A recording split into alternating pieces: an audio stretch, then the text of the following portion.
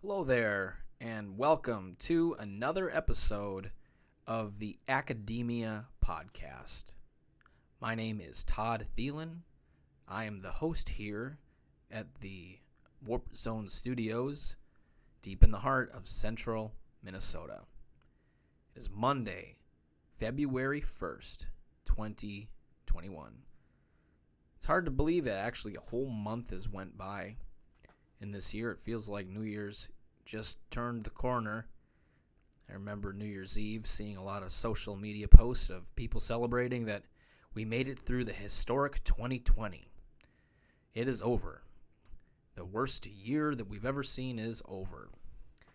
But for some reason, I don't think a lot has changed since 2020.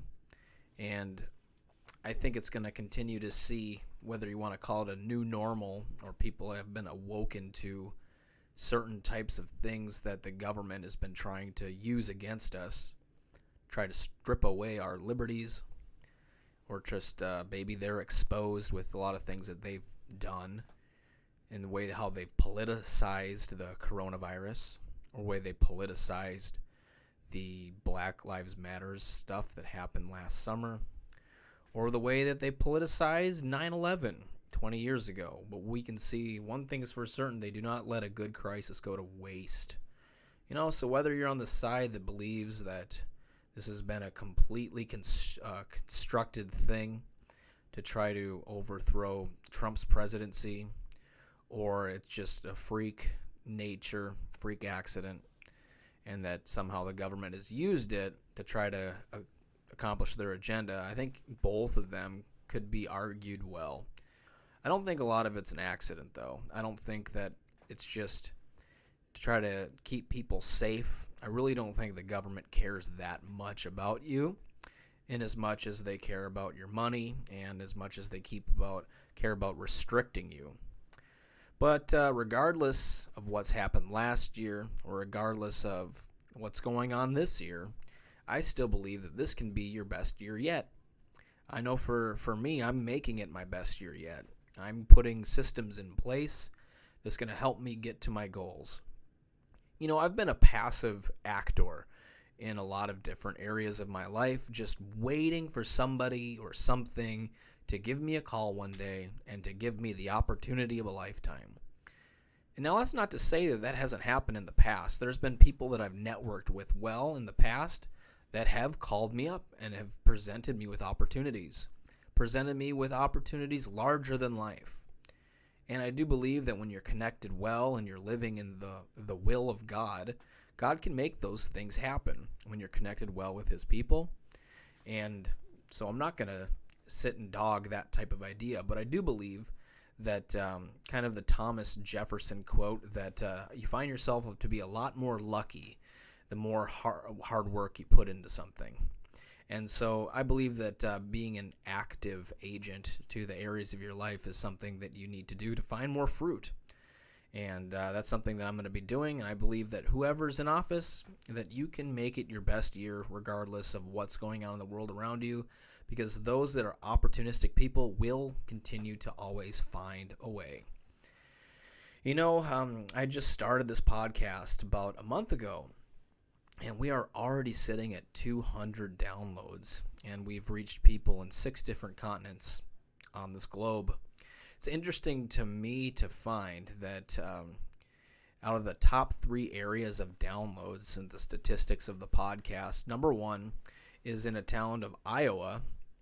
So if you're in Iowa this morning, I just hats tip to you this morning. I don't know if I know anybody personally in there, but we've had quite a significant amount of volume of downloads, so we just thank you for your support. Number 2 being the town that I live in Hutchinson, Minnesota. And believe it or not, number 3rd download is in a town in a suburb in Paris, France. And then number 4 is in Sao Paulo, Brazil. So I'm kind of interested to see exactly what I would need to do to cater to my listening audience. I was expecting more of a localized audience to start with, people that I personally knew.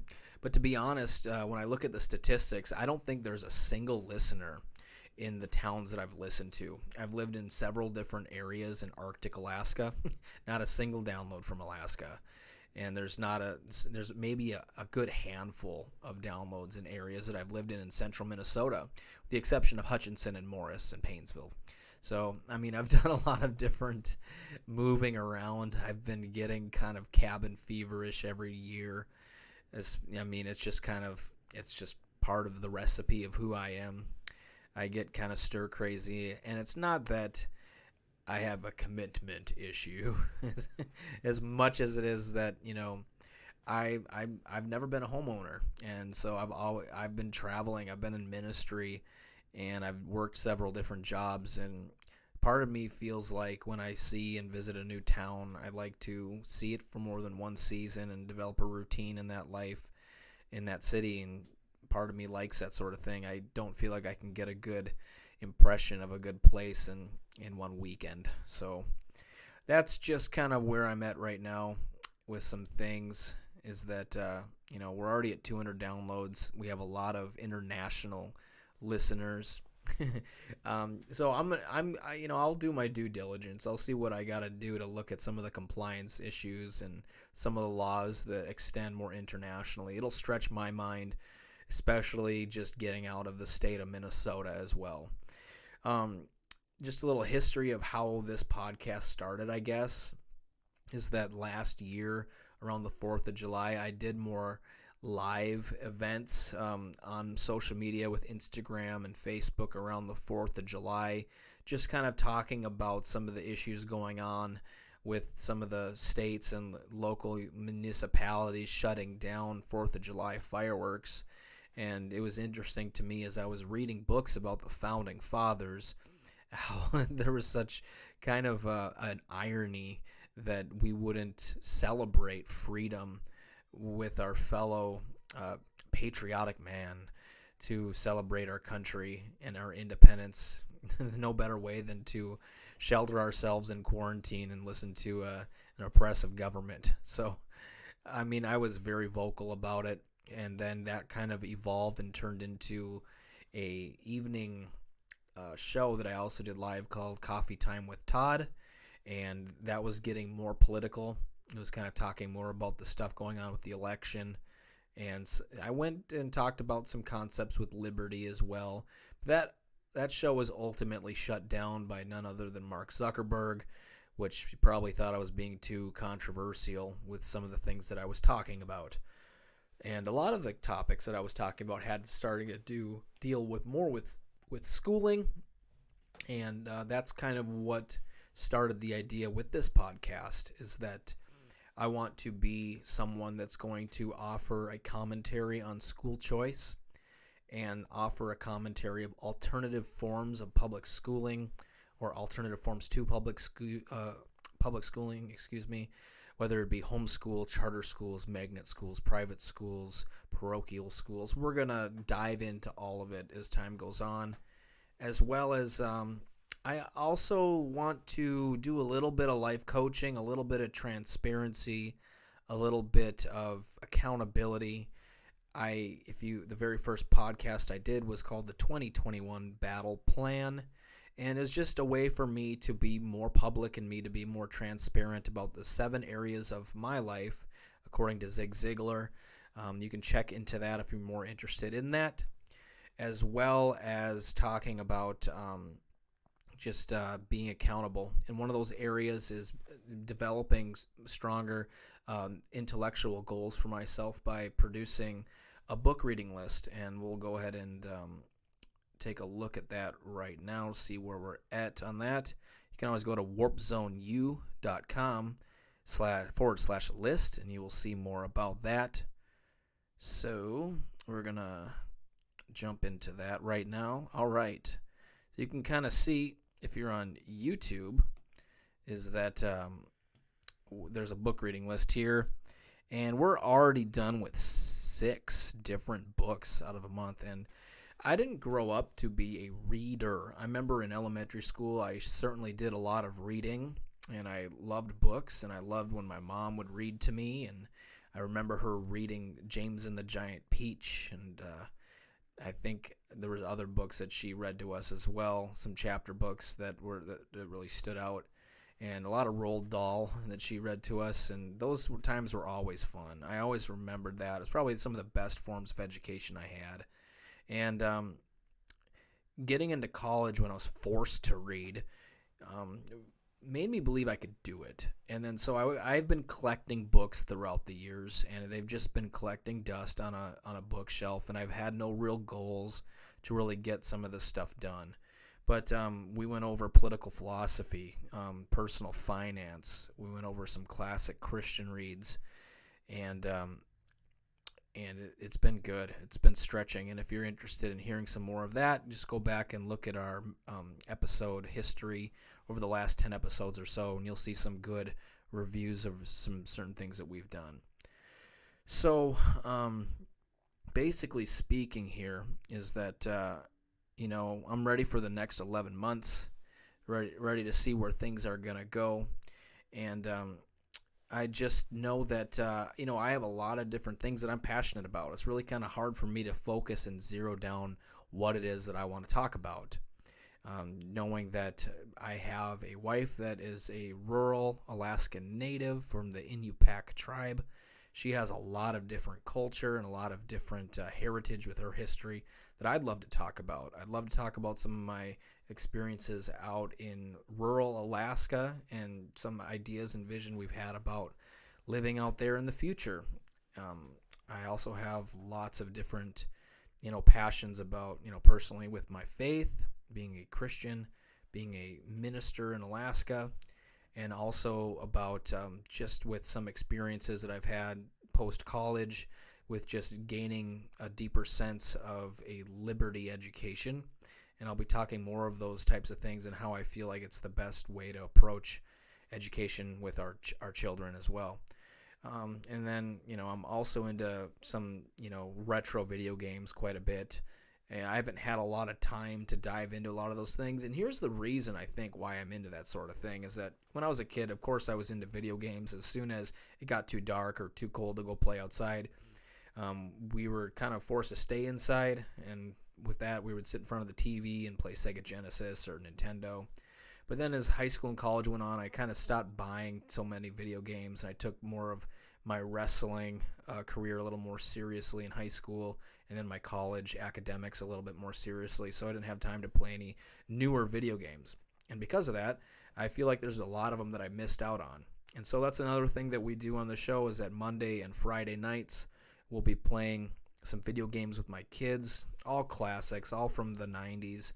And you can catch us live at twitch.tv/WarpZoneU to go there. However, this week we will not be streaming any video games live because there is a fire revival at church. So if you're in the Hutchinson area, make sure you go to the Days Inn at 7 p.m. We will be in the I forgot what room it's called, but it's basically easy to find. It's a big conference room in the hotel there in Hutchinson, so you don't want to miss that if you're in the Hutchinson area. But anyways, over the next few years, I decided that this is what we're going to be doing. We're going to be talking and forming a commentary about education, about public schooling. My daughter is going to be starting kindergarten this fall, and I'm going to be creating a custom curriculum for her to use. And we're going to find out what that looks like. I don't always know at this point what's going into it, but I'm sharing quite a bit about my drafting process quite visibly. And you can kind of see in some of the past episodes we talked about Howard Gardner's theory of multiple intelligences and other different types of theories about learning. And we'll be talking about more of those as time goes on. I'm really excited to talk about it. But I want to talk about not just goals, but systems, about how do we get there? How do we get from here to there?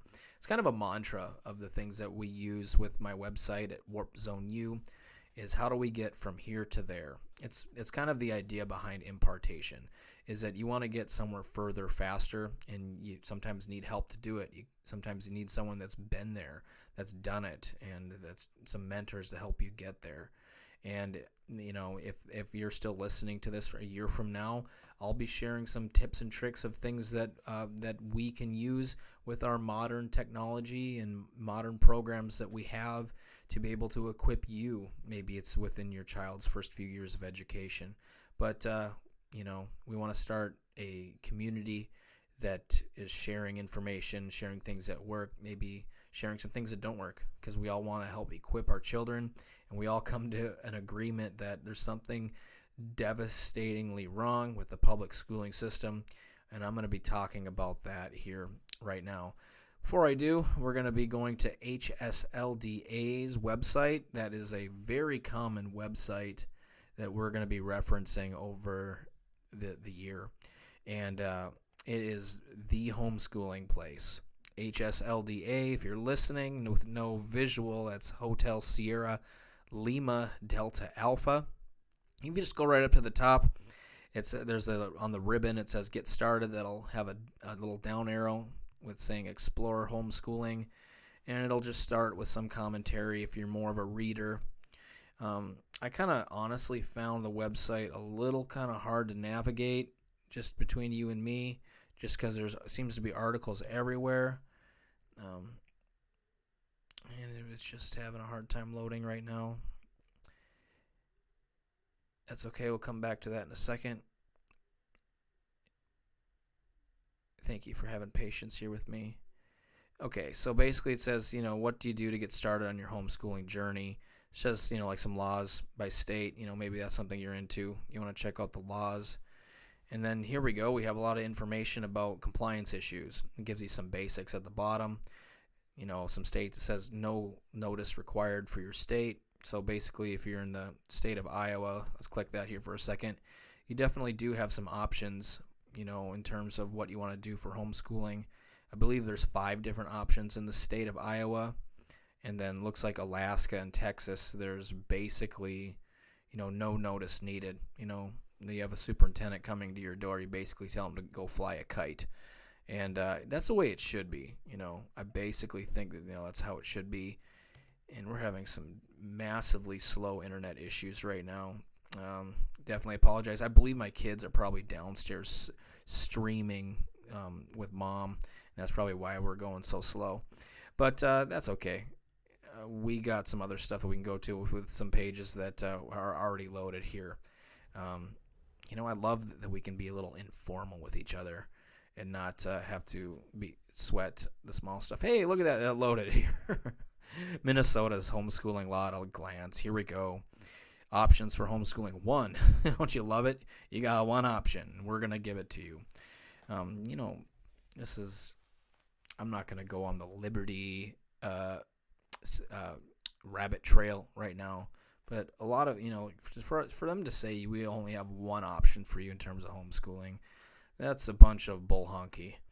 But anyways, the school required for ages in Minnesota is from 7 to 17. That's the compulsory laws in place, saying that as soon as your kid is 7, by October, we got to know what's going on. You got to notify us, otherwise you'll be marked truant, and you're going to get in some deep trouble. There are qualifications for you to teach someone else's kids.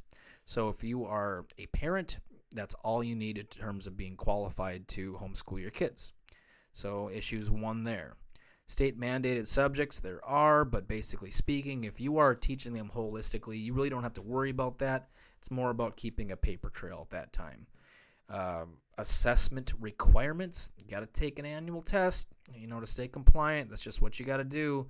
I mean, I don't know about you, with these unions and prosecutors, they got funding, and they're going to come after you if you're going to try to, be an idealist and try to fight them on it. So it's might as well just do what you got to do to stay compliant, and then they won't bother you, and you won't be on their radar.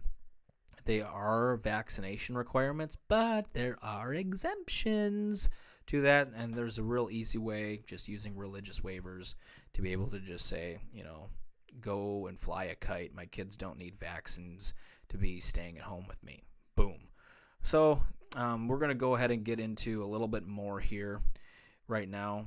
And I had a good article pulled up, but I don't know what happened to it. And it is totally gone. and maybe I'll pull it up in my history, and I think I just lost it looking for some other stuff. Let's see here. You guys are wonderful. I've been doing a lot of reading, if you can see this. There's a lot of history here about, here we go. Found it. This one's about Illinois. So this is kind of the start of our conversation here tonight. Why the trends going on in the world, especially in America, leading the way by Illinois. It's not looking like it's going to get any prettier, folks. So what's going on here is that step aside, California, Minnesota, hang on to your head. Illinois is the wokest of all, and what it does will spread. Yes, the K-12 curricula grounded in neo-Marxist critical race theory are on march through America's schools. We just learned the California elementary school is forcing third graders to deconstruct their racial identities and rank themselves by power and privilege. Although California's Governor Gavin Newsom vetoed a too woke ethnic studies high school graduation requirement last fall, a reworked version, still saturated with critical race theory, has just been released for public comment. And then moving to Minnesota, a new draft social studies standards minimize key events in American history and stress systemic racism and marginalization instead. Cities like Seattle, San Diego are moving the same direction. The Agrarious 1619 project has already been adopted by school districts across the country. And if you don't know what the 1619 project, it really is something that's been led by the New York Times to be able to basically do away with modern types of history and getting rid of the complex issues of what history really is. And it's framing it around of racism and basically suggesting things such as white privilege, oppression, and giving credit to people. To American exceptionalism is giving credit to basically those that were enslaved. And it's not a very bright way of approaching anything. I mean, using a Marxist theory and then completely getting rid of any other type of approaches is just a one-channeled view toward indoctrination. It's all about funding. As you can see, if you're on YouTube, we're talking here. I have a window here up about Los Angeles Teachers Union basically saying that they're going to stay shut down until more demands are met, and they're politicizing the whole issue, basically saying that they're going to stay shut down, no in-person teaching until there's a moratorium on private schools, defunding the police, increasing taxes on the wealthy, implementing Medicare for all, and passing the HEROES Act, which allocated an additional $116 billion in federal education funding to the states. So they've got plans. They don't want to open up. There's a big, huge money cartel of why they want to stay shut down.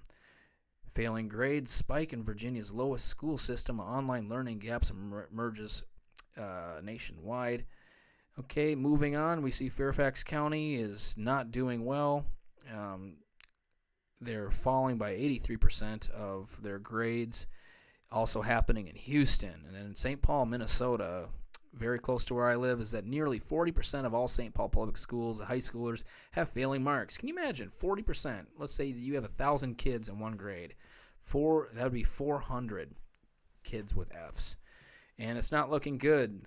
Basically speaking, I'm not someone that's against online schooling or using a remote method. What I'm against using is having an already failing public schooling system try to adopt remote learning, something that already has the branch that's withered from the roots, and now you're trying to make everything done through Zoom. And it's just something that's not going to work. It wasn't set up to be online, and now it's trying to use online, and it's trying to keep it closed. So it's trying to keep all the funding, and it's part of the design, folks. And if you don't believe that sort of notion, go back to the episode where I talked about Dumbing Us Down by John Taylor Gatto. It's all part of the plan to dumb down America. There's a study done here by McKinsey and Company, COVID-19 student learning in the United States, that could the hurt that could last a lifetime. Basically speaking, it is putting back students at least 3 to 5 months already, on average, up to 8 months, basically behind in their learning. Not pretty, and this is something that it's all available online. I mean, it's all backed by statistics, and basically speaking, it's just a sobering approach to what's happening in our country right now. Basically speaking, K through 12 parents' satisfaction with child's education is slipping. As we can kind of see, there's a statistic down here. Over the last year, there's been a 5% growth of homeschooling that's been happening. Parents have been turning from normal types of education. Public school has been dropping. Private school has been dropping. Charter school has been growing. Parochial schools have been dropping. And the biggest growth we've been seeing is a return to homeschooling. It's almost like I'm getting somewhere. There's been more favorability to education savings accounts and voucher systems and using tax breaks to be able to find out what you can do. I know in Minnesota you can use an education credit and subtraction. Basically speaking, if you have two workers in the household, though, that are making under $40,000, you can qualify for a 75% refund credit for any type of qualified education expenses. But if you have two income earners in the house, you're making over $40,000, you do not qualify, and you are basically stuck to funding it out of your own pocket. But there's no reason to fear about that. I am pulling up one reference here today of an online curriculum that I'm a fan of called the Alpha Omega Academy. You can see them at aoacademy.com. If you have kids grades 1 through 5, it's $200 a month for them to attend that school. It's not that bad. There are cheaper ones, but you get a great education with a Christian learning on top of it. If you have two income earners in the house and you have one kid in school, basically speaking, you are cutting $50 a month and making $50 extra to just finance your kid's school. Not a bad idea. When it comes to your kids' education, that's something that we have to do. And especially in Minnesota, there isn't very much options for you to be able to get vouchers or education savings accounts from the state to be able to channel some of those funds to be able to fund your kids' education. Unless we do a lot more harassing of our representatives. But as we can kind of see, especially in Minnesota, just ending the state of emergency in peacetime has become to be something that's almost a near impossibility. Alpha Omega Academy, as you can see, though, is something that I highly favor. If I wasn't doing my own custom curriculum for my kids, I would probably be doing this. And it sounds like I'm promoting them in terms of advertisement. I'm simply not. They are not a sponsor of the show, but they are definitely something that I would recommend. They have a very good online dashboard. If you ever done online classes in college, I certainly have. It's a way that you can kind of somehow meet some extra flexibility for your own life in terms of teaching your kids. Maybe you are someone that, for one, I think it's possible. I have a friend I just talked to yesterday, and we're the same way. I work mornings, my wife works evenings. We don't have any daycare, and we can be flexible. There are things changing. There are ways that you can get jobs that are more flexible with your time, where you don't have to have your kids in daycare or in school, which is an over-glorified daycare. You can have ways where you're staying at home. There are ways that you can make online forms of income. It's more expansive, and there are so many different things you can do to get an online income. I'd love to share them all today with you, but that's not the topic of our show. We're simply talking about simple steps that we can take to getting us from here to there. And the very first thing that I would like to do is just become more aware of the compliance issues in your state. Being with Minnesota, knowing the teacher's qualifications for one, is that you basically don't need to be have a teacher's license if you are the parents of your kids. That's number one. Compulsory school age is 7 years of age. And what do you do to notify? There's all sorts of stuff that you could do, and we'll be getting to more of that later. But I just want you to be aware of this website. I can't emphasize it enough. Is that if you haven't checked it out, go to HSLDA.org. Figure out what's going on with your state. Get out a pen and paper and write down the things that you need to do in order to notify your school that you're going to be homeschooling your kids. I mean, if you have kids that are 2 and 3 years old, you don't have to go and notify them right now. You don't have to do it till they're 7 years old. I might do it, by the time this year when Talissa goes to kindergarten, only because, I feel like it's starting a correspondence a little bit early, like, hey, just letting you know, this is what you need to expect. It's a very short, simple, brief report. And he just basically says, I'm the one that's going to be teaching her. I'm her parent. We'll be using this annual test, when the time comes. We're not going to be using that until she's 7, though. Compulsory school age hasn't started. And this is what I plan to do in terms of showing evidence that that we're actually complying with the subjects and the annual testing, and here's the exemption for vaccination. It's very simple.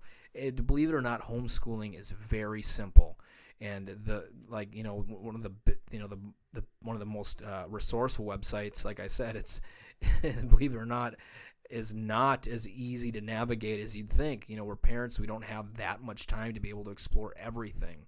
But that's what the commentary here is for. We want to be able to start a conversation, and I want to be your trusted voice on everything in terms of school choice and completely wrapped around Christian thought and a liberty education.